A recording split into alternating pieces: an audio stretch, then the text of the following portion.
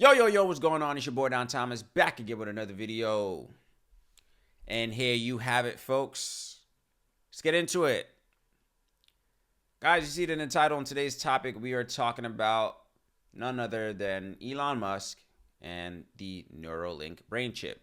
Now, a few months back, some time ago, I discussed this video. I think the video was entitled, "In Musk We Trust? What exactly is Neuralink?" Right? So in that video, I was pretty much giving a high-level overview of the Neuralink company, which is, of course, one of the many companies Elon Musk is the founder of, in which the primary product that they're focused on right now is the Neuralink brain chip.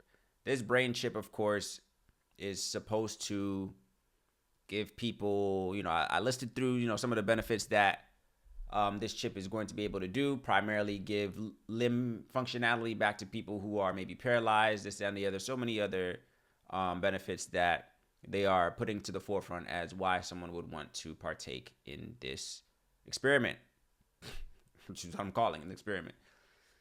Now, I'm bringing this back up again because, of course, this was most recently in the news, I believe, 4 days ago. Looks like May 25th.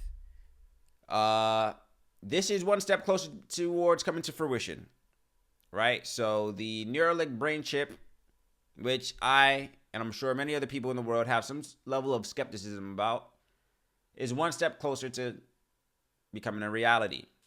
May 25th, the Neuralink Twitter account posts, "We are excited to share that we have received the FDA's approval to launch our first in-human clinical study. This is the result of incredible work by the Neuralink team in close collaboration with the FDA and represents an important first step that will one day allow our technology to help many people. Recruitment is not yet open for our clinical trial. We'll announce more information on this soon." So, FDA approval means that somebody out there has assessed the situation and given it a thumbs up and a green light to proceed with this type of technology. Now, has the FDA, in my opinion, right, and I even said this in a previous video, but in my opinion, with all the AI technology that's on the forefront right now, I'm the guy that's holding just a little bit of skepticism. There's people who are downright, hell no, this shouldn't be happening. There's people on the other side of the spectrum where it's just like, hey, full steam ahead. Why wouldn't anybody want to do this? Let's go for it. I'm all for it. And then you have me and other people, of course, who probably share the same, mindset or whatever the case is, where it's just like, you're in the middle. It's like, I hear you, but maybe we should assess the situation a little bit more, right? That's where I stand on all this AI technology. Let's assess the situation just a little bit more before we get ahead of ourselves. Again, I don't necessarily like to always allude to the movies, but in some situations we should be alluding to the movies and take them as warnings for the potential dangers. Along with the experts in that field of, AI technology and all the other realms of course as well too. There's been people, numerous, I think I've even spoken about it as well. People have been giving warnings and has shared their skepticism, people that are way more knowledgeable than me, as to why we need to move accordingly, but to no avail, right? As they say, we're still at the forefront of moving forward. Full steam ahead. Ladies and gentlemen, my stance is this on the Neuralink brain chip. Count me out. Me personally, to each his own. Again, wherever you stand on that spectrum of, hey, if this is innovative and what we need, of course, I hear, the argument of, people who have strokes or illnesses, what are the cases, and this is going to be something that's going to be innovative as well. So I think another benefit was its, alleged ability to give eyesight to those who are blind, things like that. So somebody would be like, hey, man, sign me up. I'm waiting for something exactly like that. But it's just like, I'm always going to entertain both ideas of the good and the bad.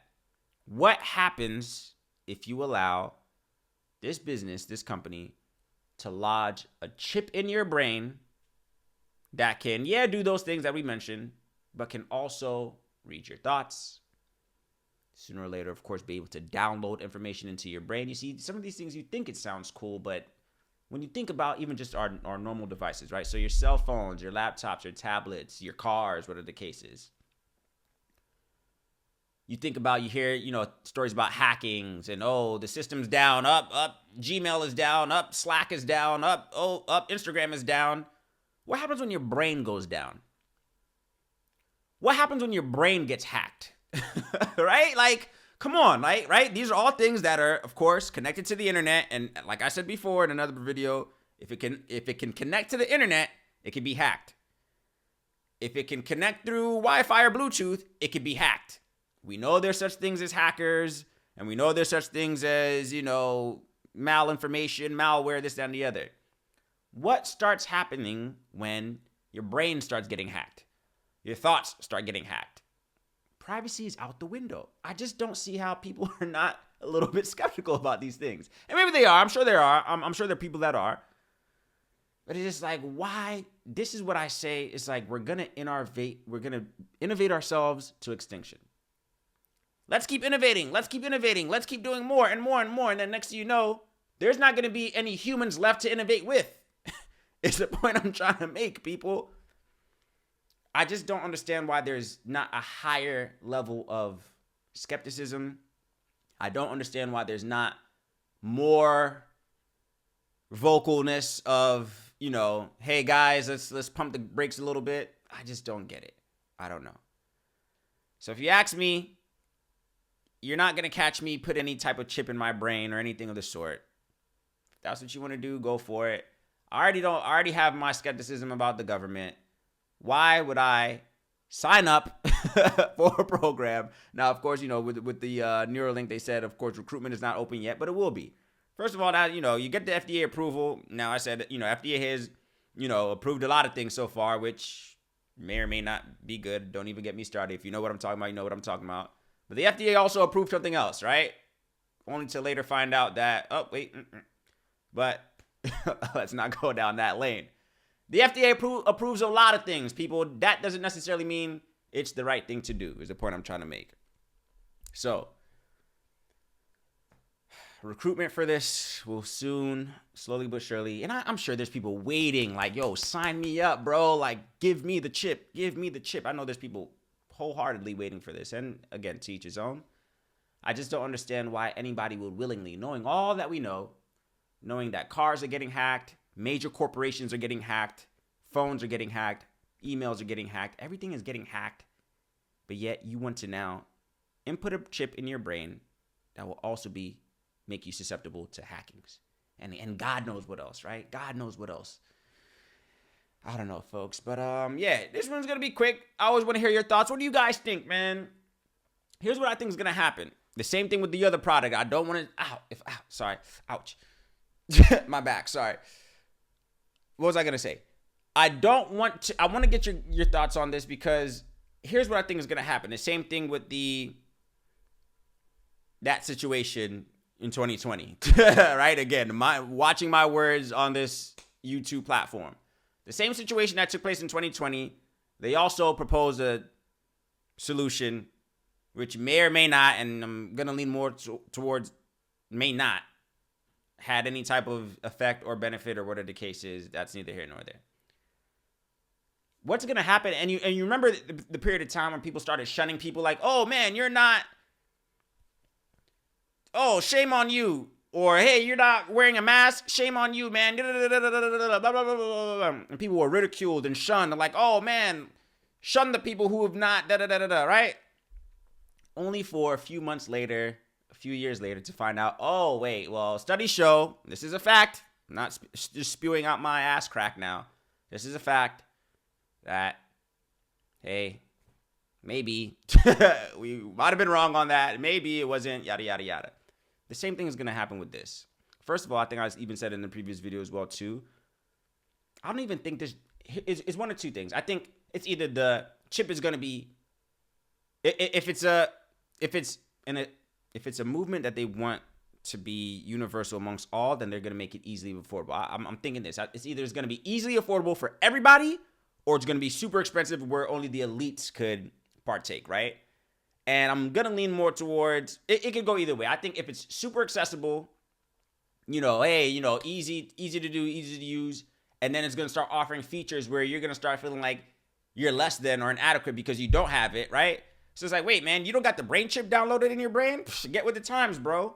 Or, I'm thinking, because, all right, think about other devices that use like Bluetooth and wireless communication, right? Among, all your devices, your Bluetooth, this, that, and the other, right? So slowly but surely, I'm thinking if I have a Bluetooth brain chip in my brain and you have one, we could start communicating without any type of actual oral communication, right?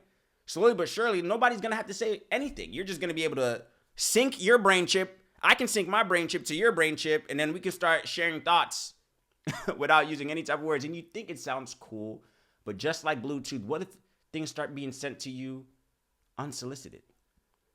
What if malware gets started being sent to your brain and you can't retract it, and now you got to go back to the doctor to get it unlodged from out of your brain? Are we thinking these things through all the way, people? Is all I'm saying. Again, I'm not here to be grandpa who's refusing to get with the times and wants to stick with the newspaper and, riding on the horse. Yeah, there was the horse and then there was the car, right? There was the, the open flame with sticks, and then there was the microwave. So yeah, there's always going to be innovations that are going to be cool. This is just the one that I want us to take a little bit more time to think through. So, Neuralink, Elon Musk, this is not a jab at Elon Musk. I actually think Elon Musk he's in that category of the billionaires and all this other people as well too. I always usually just typically question the intent of a lot of these people, but hey, I'm not speaking to his character, right? I'm never taking personal shots at these people's character. I don't know them. They have their lives, whatever the case is, this, that, and the other. I'm just the guy that's questioning the ethics and morality of the technology that everybody seems so adamant and ready to embark on. These are going to be some things we need to take some time to think through. That's all I'm saying. What do you guys think, man? Are you ready to sign up? Will you be first in line when recruitment is official and opens up for the Neuralink brain chip? Are you on the side where it's just like, let me think this through a little bit? What are your thoughts, people?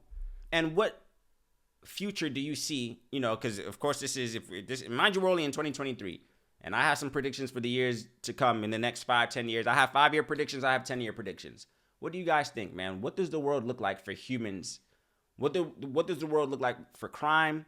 What does the world look like for humans? What does the world look like for regulations and government? What does the world look like when we intertwine these new technologies into our day-to-day lives? I personally don't see longevity.